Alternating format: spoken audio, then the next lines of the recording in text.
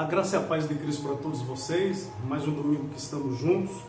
É um grande prazer cultuarmos a Deus juntos, é muito bom. Eu queria ler com vocês hoje a palavra de Deus que está em Judas, né? Um livro muito pequeno, o livro de Judas. E aí gostaria que você colocasse seus olhos aí nos versículos 3 e 4. E vamos extrair do livro de Judas alguma aprendizagem para as nossas vidas nos dias de hoje. O 3 e 4 desse primeiro de Judas aí, pensar que Judas é um livro pequeno e não tem, só tem um capítulo. Então, na verdade, nem podemos chamar de capítulo 1, né? Vamos direto para o versículo 3 e 4 que diz assim: Amados,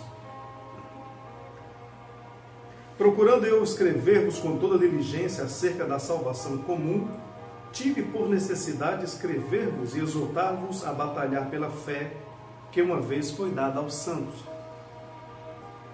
Porque se introduziram alguns que já antes estavam escritos para esse mesmo juízo, homens ímpios que convertem em dissolução a graça de Deus e negam o único dominador e Senhor nosso, Jesus Cristo.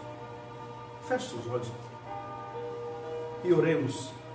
Pai, fala conosco, ministra a Tua palavra, nos faz compreender a Tua vontade para esse momento, nos dá discernimento e sabedoria, para retermos tudo o que o Senhor tem para nos dizer.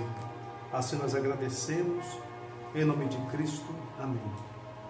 Meus queridos, vocês acabaram de ver Judas, nessa primeira leitura que nós fizemos, e ele escreve esse pequeno livro, esse pequeno compêndio. Ele diz no compêndio, olha, ele se levanta para alertar a igreja do que ele escreve, de algumas coisas que estavam acontecendo naquela época, que acontecem na época de hoje ainda.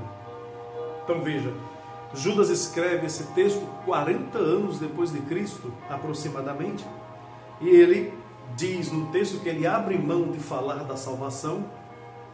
E vocês vão concordar comigo que falar da salvação era um assunto de extrema importância para os apóstolos, mas ele diz que abre mão de falar desse assunto para falar de um assunto que naquele momento era crucial, era de importância maior.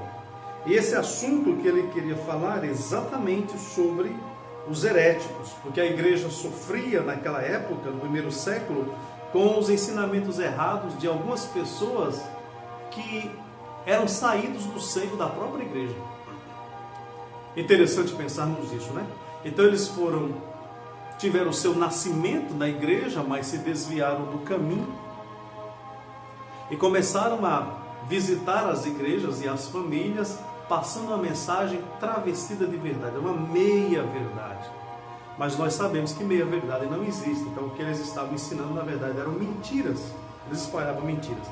E aí Judas, vendo isso no primeiro século, ele pensava em passar um alerta para a igreja, pensava em alertar a igreja sobre esses acontecimentos, e assim ele faz, e assim ele escreve.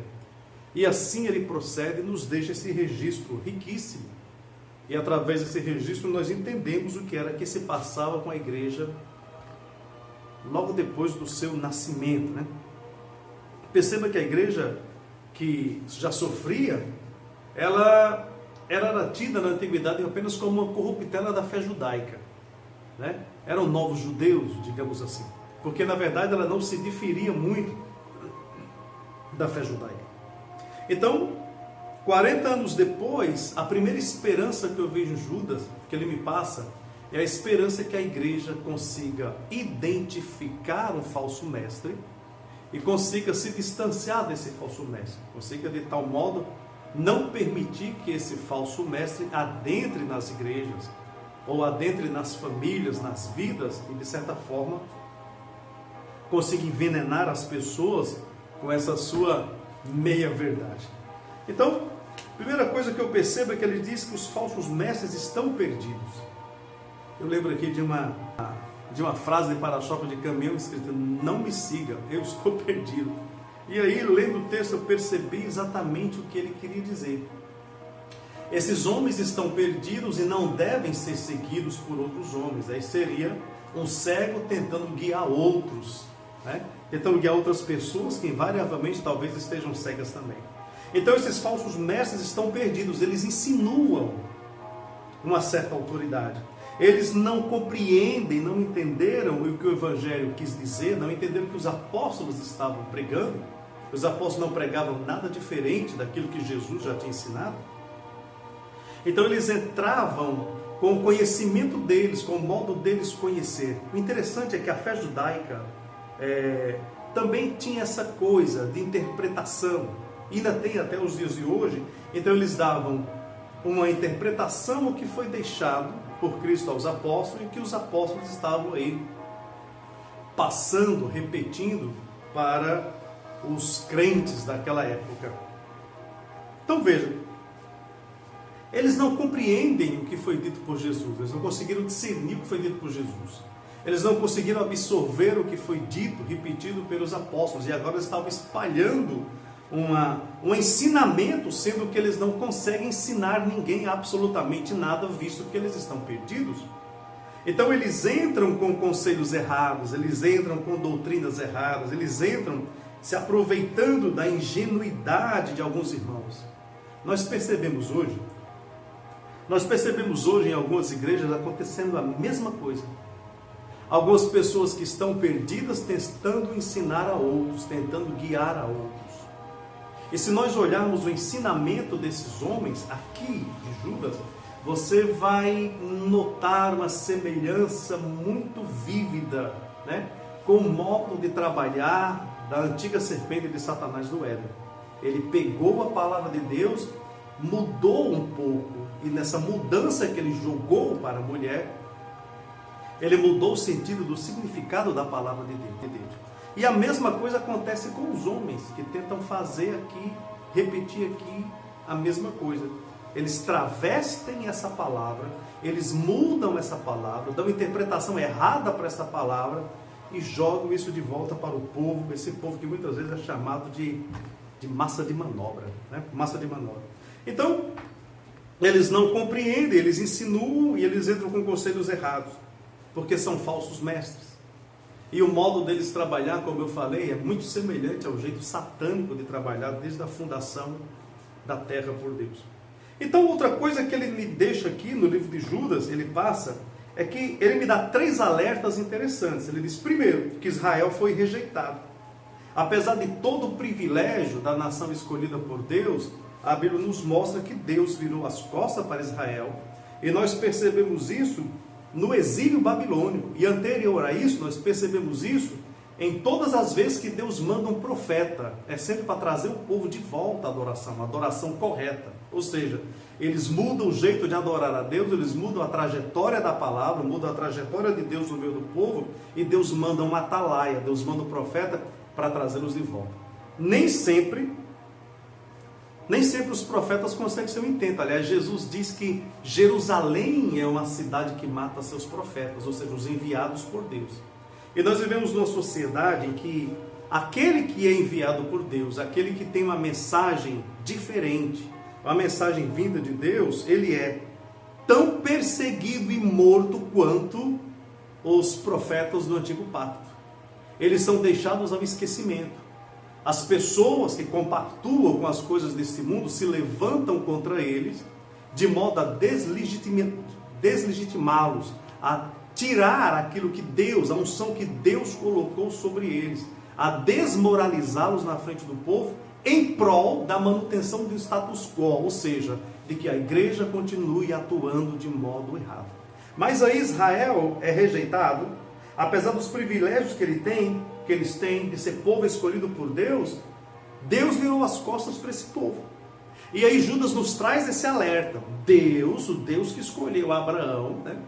O Deus que escolheu Abraão, o Deus de Israel, que é o Deus de Jacó, ele vira as costas para Israel e rejeita a nação escolhida. Não se calando, não sendo bastante, ele diz, olhem, observem, os anjos que deixaram o seu principado também perderam. Eles também ficaram sem salvação. Eles também ficam sem os olhos de Deus sobre eles. E aqui ele traz 2 alertas. Israel rejeitado E os anjos que foram criados antes dos homens, criados em santidade, apesar de terem tido o privilégio de verem Deus face a face, também perderam a salvação. E aí esse é o segundo alerta. E não sendo bastante, Judas me aponta para o terceiro alerta. Ele fala de Sodoma e de Gomorra. E diz que da mesma forma essas cidades foram destruídas. Então ele me dá 3 alertas, esses 3 alertas me servem para entender o que pode acontecer com a nossa vida se nós não dermos ouvidos à palavra do Senhor e se dermos lugar a esses encantamentos desses homens que são falsos profetas. Aqui está a importância que ele vê ao passar essa mensagem, a não falar de salvação, mas esse alerta, a importância está nisso, que possamos conhecer esses homens de longe e nos desviar deles. É isso que Judas tenta nos passar. Então corremos do perigo de ser rejeitados por Deus, e corremos o perigo de, como os anjos que foram criados para ver a glória de Deus, nós também possamos perder, e corremos o perigo também de sermos destruídos como Sodoma e Gomorra. O que eu aprendo?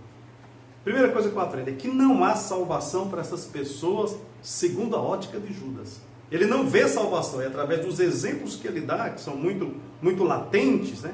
Até nos assusta um pouco o que ele diz, mas ele dá 3 exemplos de condenação, e essas 3 condenações era para nós termos e alerta no nosso coração, para não nos desviarmos dos preceitos de Deus. E depois, os falsos profetas e seus seguidores já estão perdidos.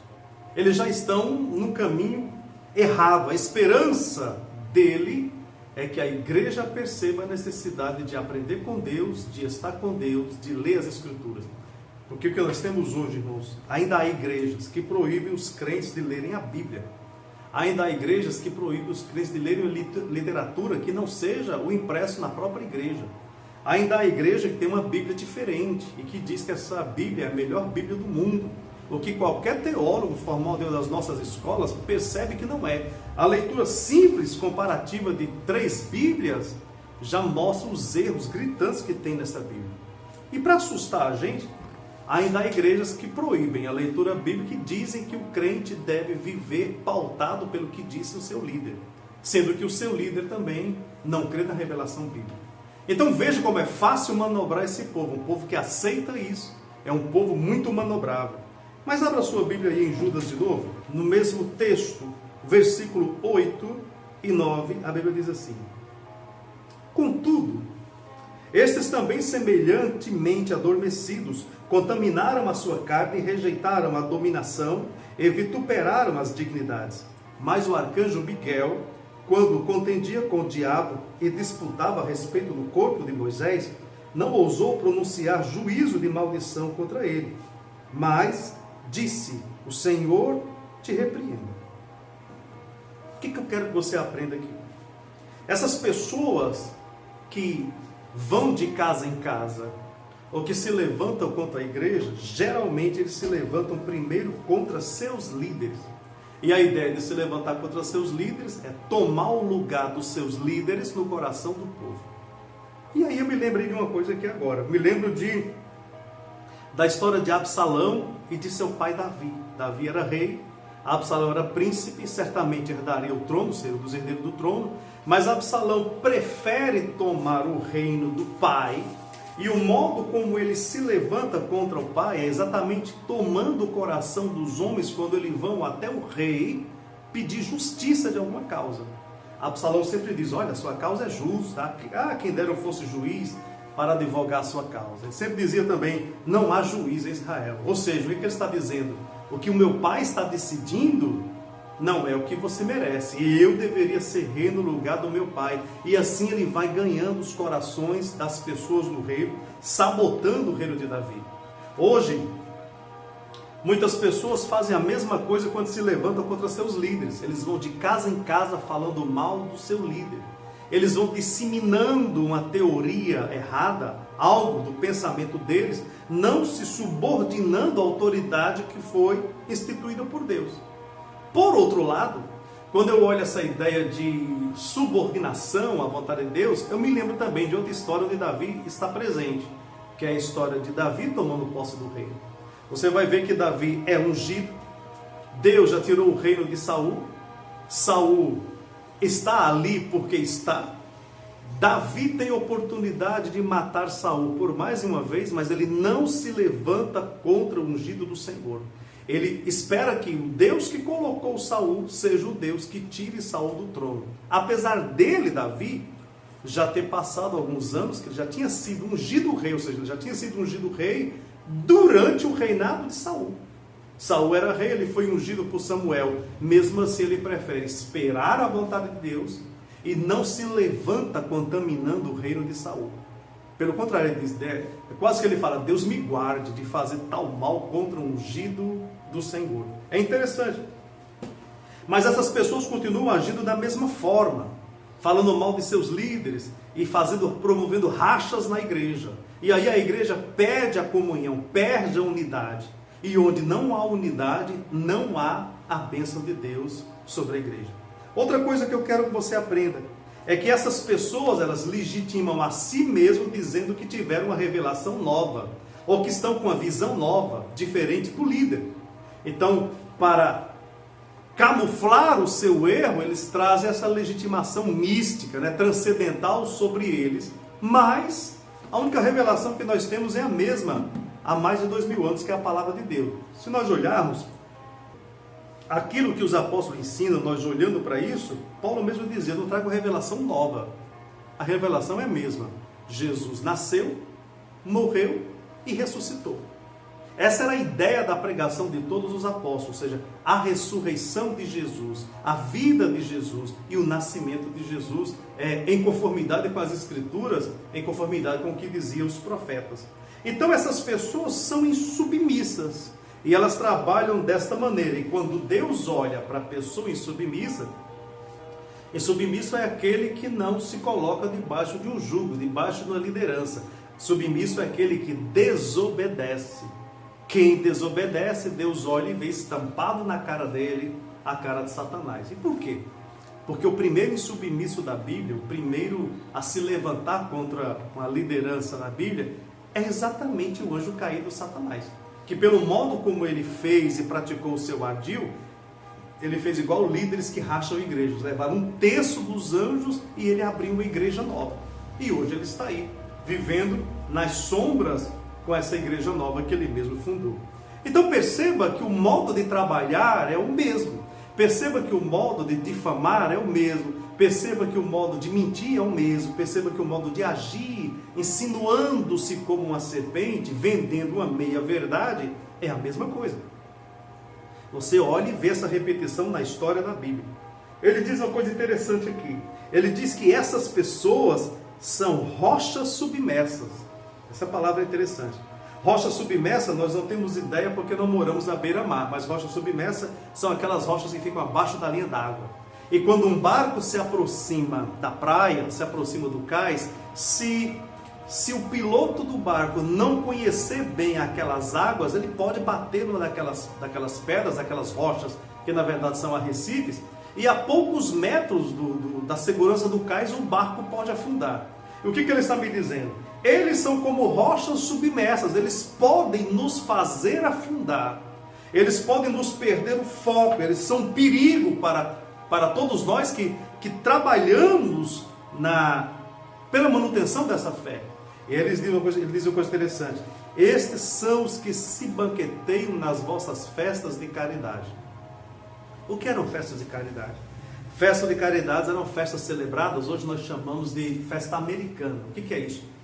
Todos são convocados e todos levam um prato de comida, e assim esse prato é dividido entre todos se banqueteiam, todos levam comida e todos são comensais ao mesmo tempo.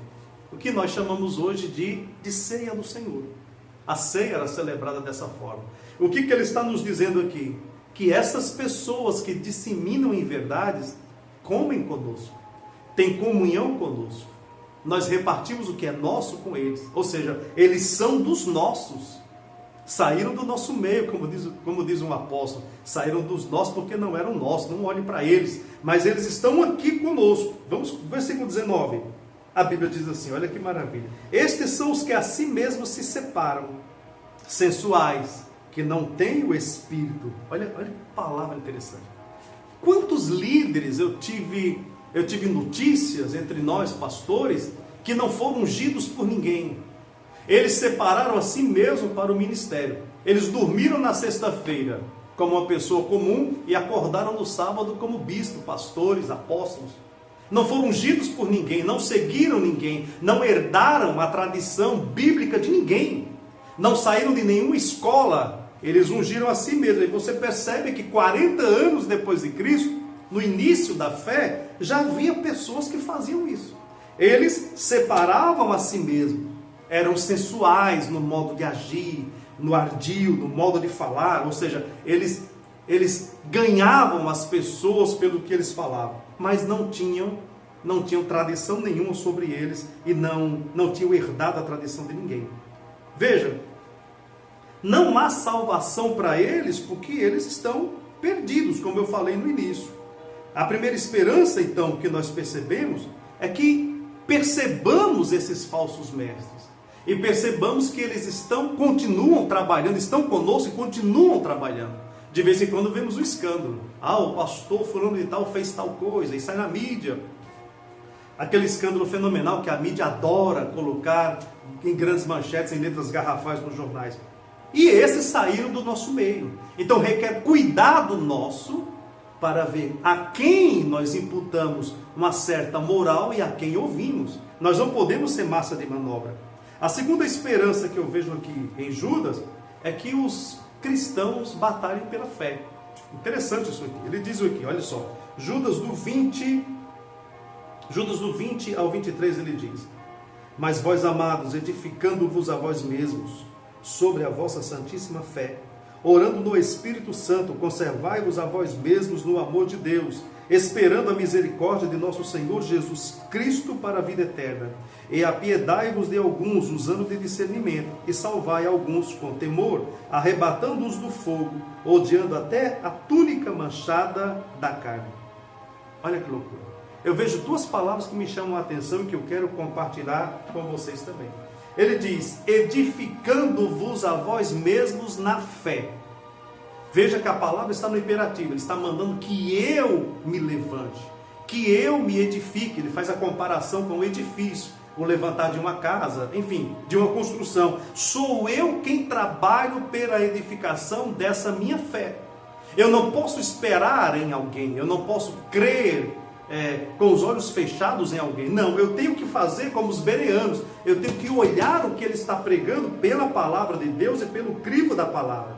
Porque essa fé que ele está falando não é a fé subjetiva, de maneira nenhuma.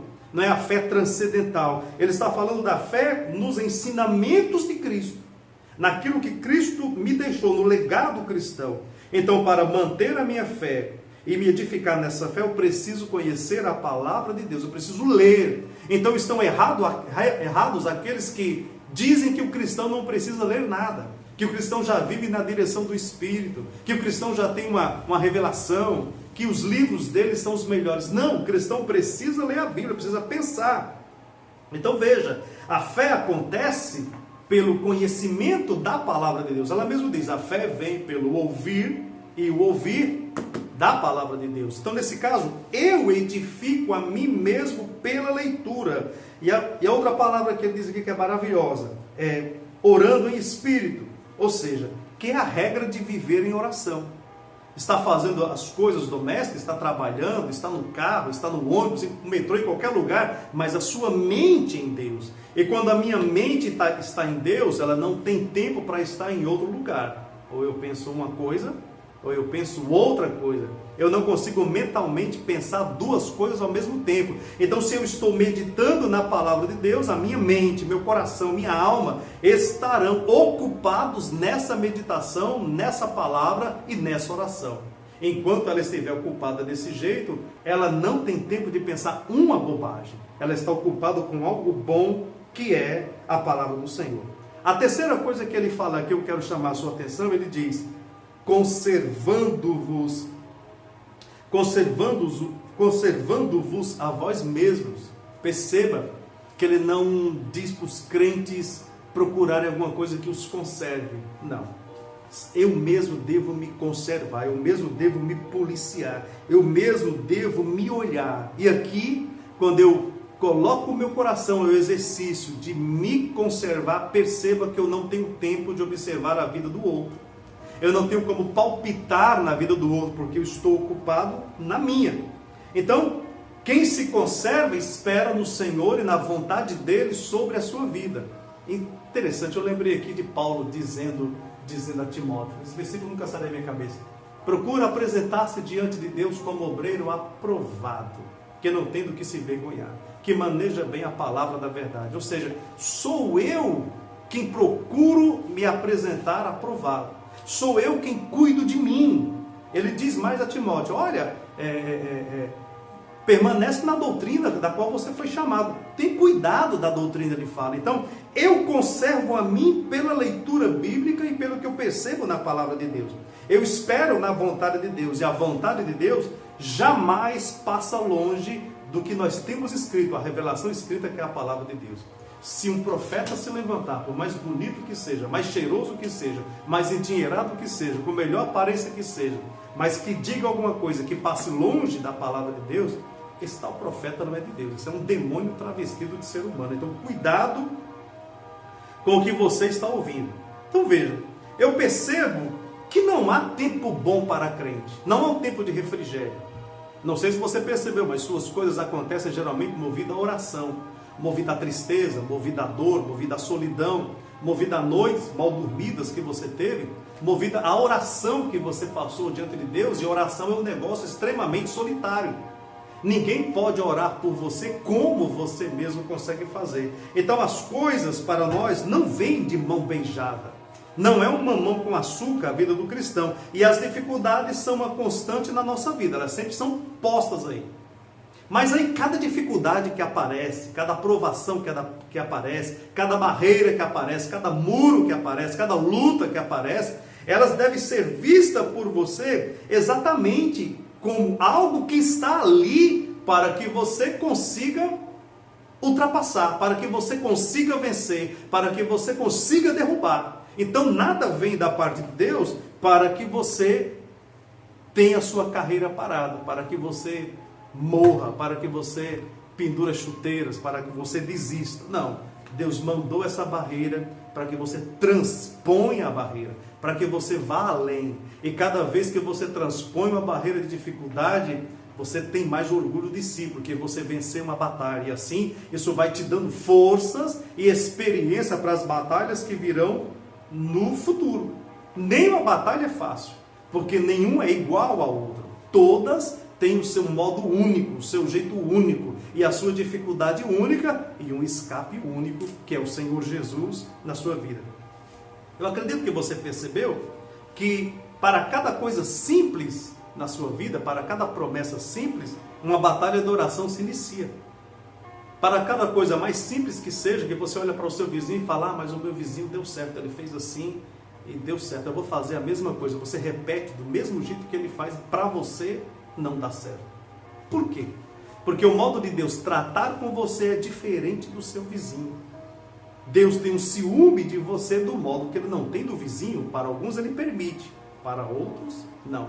E para aqueles que são chamados à santidade, a coisa é mais estreita ainda, a coisa é mais difícil ainda. Então perceba, tem hora que nós nos perguntamos: por que é que isso aconteceu exatamente comigo? E você fica embasbacado com os acontecimentos. É Deus trabalhando, fazendo com que isso aconteça, para que você mantenha-se preso à oração. Porque cada barreira que surge, cada aprovação que surge, se bem usada em oração, ela vai manter você aos pés da cruz, ela vai manter você unido a Cristo. Então cada barreira que surge não é outra coisa senão Deus trabalhando para que você se aproxime mais, para que você atinja a maior santidade, e assim o nome de Deus é glorificado através da sua vida. Eu acredito que essa palavra falou ao seu coração. Eu quero crer que ela foi curta, mas necessária. Que Deus te abençoe rica e poderosamente, que você reconheça essas pessoas e que você se mantenha alerta, que você se mantenha orando, buscando a presença de Deus através da sua vida. Que você seja uma bênção para a sua família, em nome de Cristo Jesus. Amém.